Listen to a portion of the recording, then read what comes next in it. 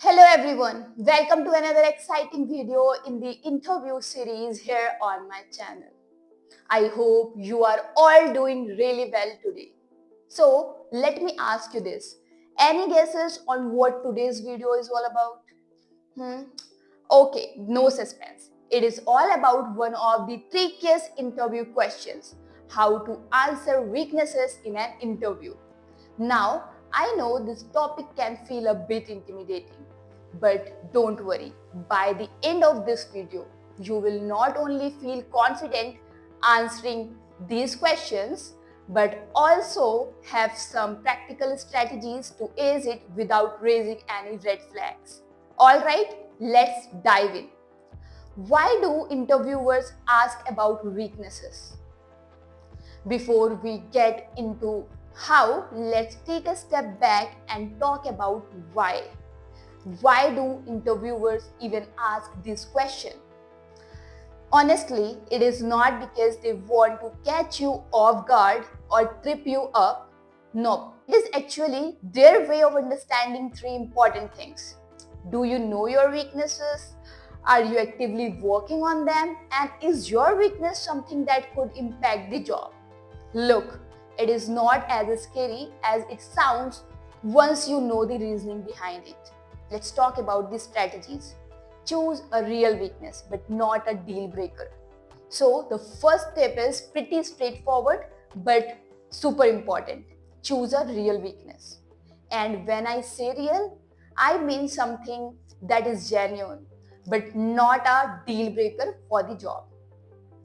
For instance, don't go for something like I'm bad at meeting deadlines. That could send wrong signal. Instead, go for something like I tend to be a perfectionist or I sometimes have trouble to saying no. These are weaknesses, sure, but they are not career ending and they show you are self-aware. Make sense, right? Let's move to another strategy. Show self-awareness. Okay, here is the thing. Nobody is perfect and that is completely okay. What really matters is that you are honest and self-aware. For example, you could say something like, I have noticed that I sometimes spend too much time trying to make things perfect. This shows that you have thought about it and you are on just winning the answer. Moving forward to another strategy. Talk about how you are improving. Now, this part is key. Don't just stop at admitting your weakness. Always, and I mean always, talk about the steps you are taking to improve. For example, you could add something like, I'm working on this by setting clear time limits for tasks and learning to prioritize better. See how this turns a weakness into a growth story. It's all about progress, not perfection. Let's jump to another strategy. Avoid overused or cliche answers. Alright, let me say this.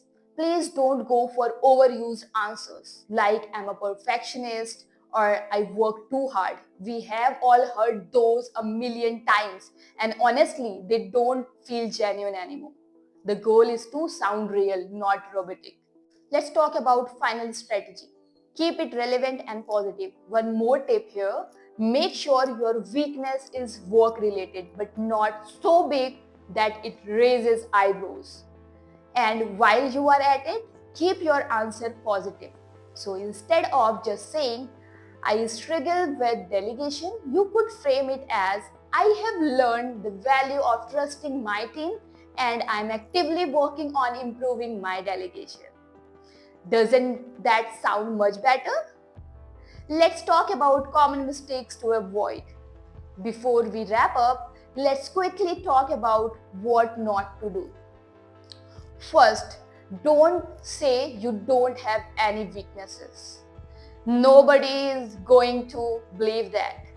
Second, don't go on and on about your weakness.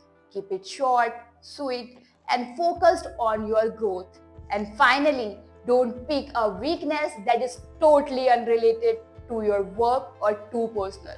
Remember, you want to keep it professional. Alright, That is a wrap up. Just to summarize, pick a manageable weakness, show self awareness, focus on improvement, and keep it positive. If you follow these steps, you will not only nail this question but also leave a great impression. Thanks for watching, and as always, don't forget to like, share, and subscribe my channel for more tips like this. Good luck with your interviews, and I will see you in the next video. See you. Bye.